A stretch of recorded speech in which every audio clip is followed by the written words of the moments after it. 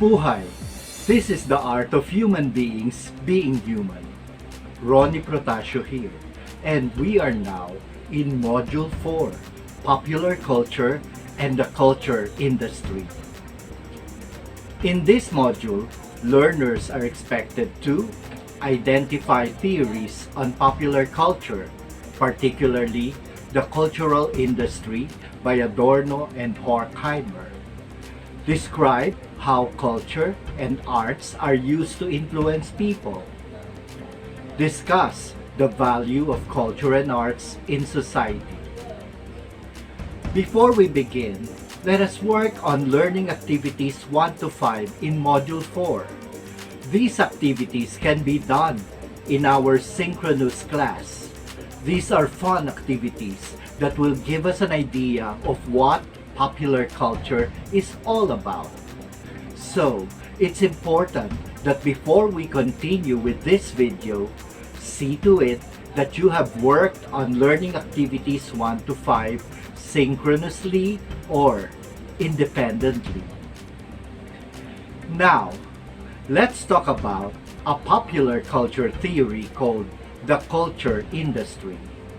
Culture industry is a term used by social thinkers Theodore Adorno and Max Horkheimer to describe how popular culture in the capitalist society functions like an industry in producing standardized products which produce standardized people.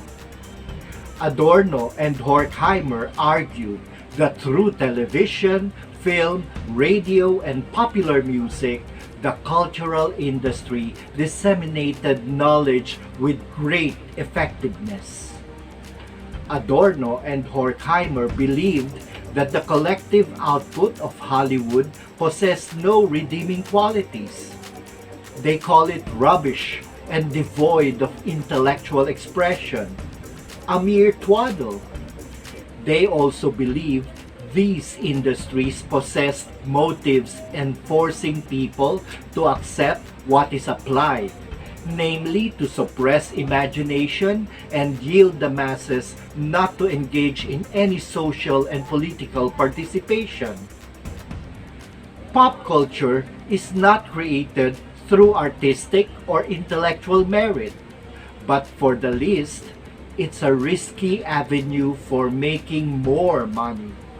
For them, pop culture is a collection of products under the cultural industry and are created, marketed, and distributed for mass consumption only for income. According to Adorno and Horkheimer, real life is becoming indistinguishable from the movies, and Hollywood films are responsible for the stunning of the mass media consumers' power of imagination. The culture industry as a whole has molded men as type unfailingly reproduced in every product, not nuanced in any way. Culture industry was proposed by Theodore Adorno and Max Horkheimer of the Frankfurt School in 1944. It was presented as critical vocabulary in the chapter The Culture Industry, Enlightenment as Mass Deception of the book Dialectic of Enlightenment. We think that we are living in a good and rational society. Living in a democracy, we compare ourselves with other countries which have dictatorship and consider ourselves to be in a better position. The creation of this perception is one of the major roles of culture industry. So, what is culture industry? Culture industry refers to the standardization and false singularity of cultural items and how these cultural items are regulated. It says that we, as a people, have become standardized because corporations produce standard products which fit our needs and demands. So corporations produce our needs and desires. Culture industry states that we are actually all the same. If the cultural products lose their sense of meaning and authenticity due to their mass production, so do individuals who buy them. Subconsciously, we may not realize that each time we buy a new trendy product, we are merely buying a new trendy thing to add to our very own material product of a self. The truth is that we are buying this product because it is frequently publicized through media, only to illustrate this materialized commodity of cool that everyone must have. We are truthfully as much of a commodity as the product itself. Regardless, we have a situation where the consumers are being victimized by the producers in that they know what we like and give us what we want. Therefore, we no longer have genuine experiences. We may think we are expressing our sense of self and individuality by buying the latest Samsung phone of a different color, because in our mind, we find that typically everyone buys blue or silver and we want to be different. Thus, we conclude we are being unique, but we are actually all the same. Even the musicians are the same. Take for example, pop stars like Britney Spears, Rihanna, Lady Gaga, and other female performers on the top 40 charts. These women share similar characteristics that our young population is attracted to. The music industry recognizes this and begins to mass produce more Britneys and more Rihannas and slap a different name to the new evolving pop star.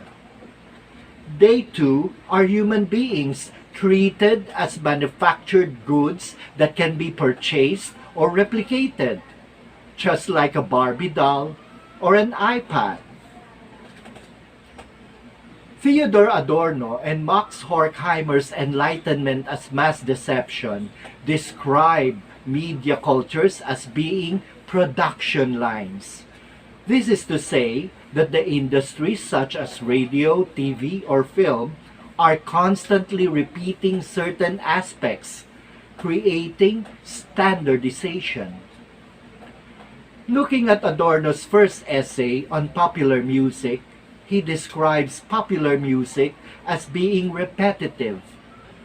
How the chorus consists of 32 bars and that the range is limited to one octave and one note.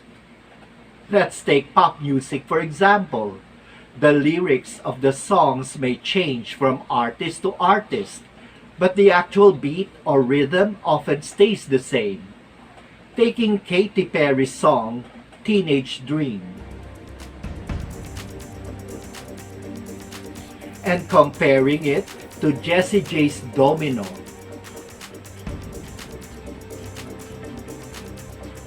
Does the rhythm not sound very similar? Even the use of the guitar at the beginning is similar in both songs.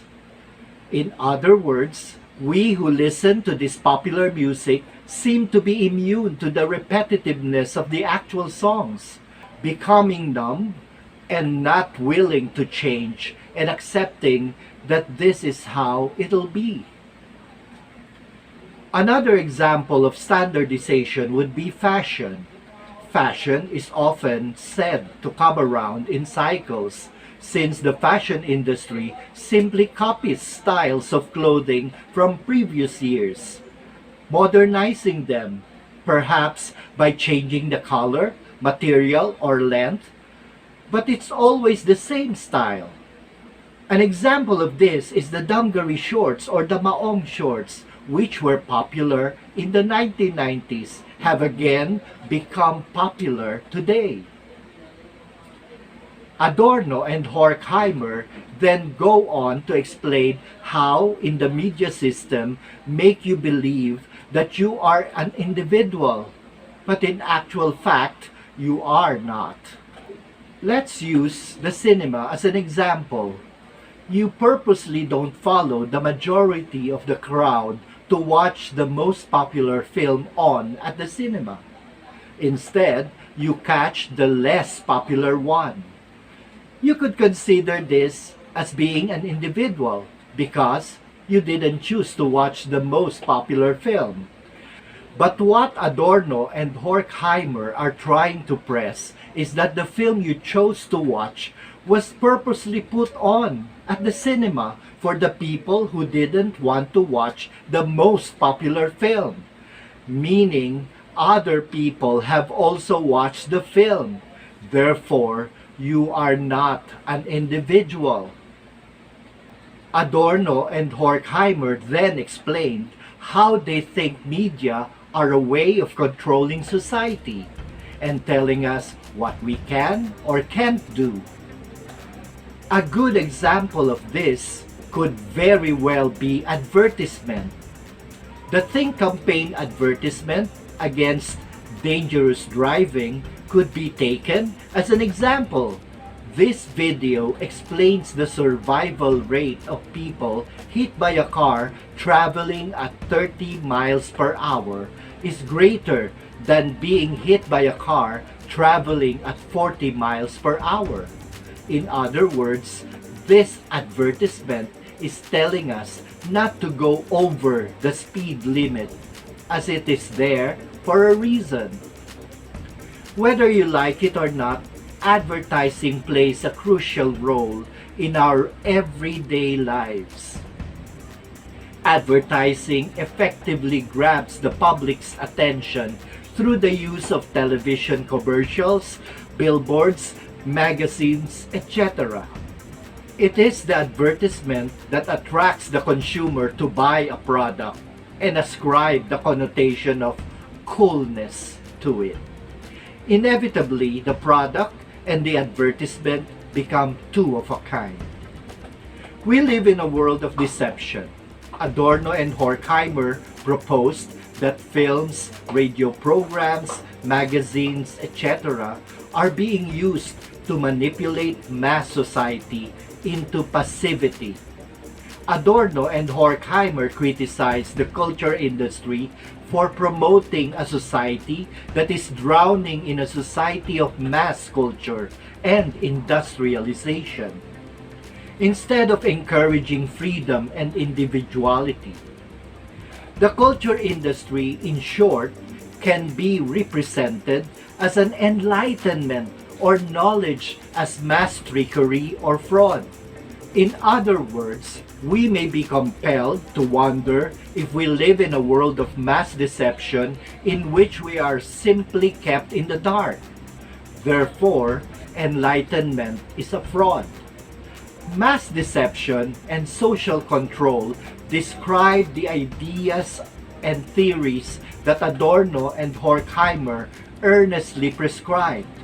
Adorno saw what he referred to as the culture industry as continuing a principal source of domination within complex capitalist societies. The culture industry is characterized by three specific ideas: monopoly, mass production, and technology. These are the weapons of mass deception. Mass deception and social control is a form of oppression, and the crudest way to oppress is to physically force people to do things or prevent them from doing things. The next level is to use the threat of physical force to persuade them. This uses no physical force. Also, this is often accompanied by restricting freedoms of expression. The oppressed in this situation still know that they are being oppressed, but they know they must comply. The best method has been found so far in one where you directly control the boundaries in which people think. In this way, they don't even know that they are being oppressed, believing they act the way they do of their own free will. It creates a calm and conformist society, which we can't really break out from. Culture industry prefers effects and style over substance and content. That's one of the reasons why films like The Iron Man is such a huge hit. Also, most of Salman Khan films are doing great business despite being low in content. Critics of the theory say that the products of mass culture would not be popular if people did not enjoy them. And that culture is self-determining in its administration. The final point that Adorno and Horkheimer stressed is that mass culture is a distraction. Let's take the radio for example. The radio can entertain us, leaving us to relax, but the radio can also do the opposite and make us think. An example could be the news. When you hear something unpleasant or surprising, you are likely to be distracted from what you were previously doing. Another example could be when a new song is being played on the radio, but the presenter hasn't told us who the artist is. Instinctively, we try to guess who the artist is, yet again, making us think. To conclude, Adorno and Horkheimer stressed the point that in society today, we are stuck in standardization when it comes to media. We are stuck on repeat. When we think we are being individuals in our choices, we are actually not, because the choice was there to be made. They also stressed how society is controlled by media by making us think and telling us what is right and wrong. Activity 6 on page 13 poses some questions worth pondering on. How does popular culture become a culture industry producing standardized products which produce standardized people? What does Adorno and Horkheimer mean by this? How can this suppress imagination and yield the masses not to engage in any social and political participation? Explain and give specific examples.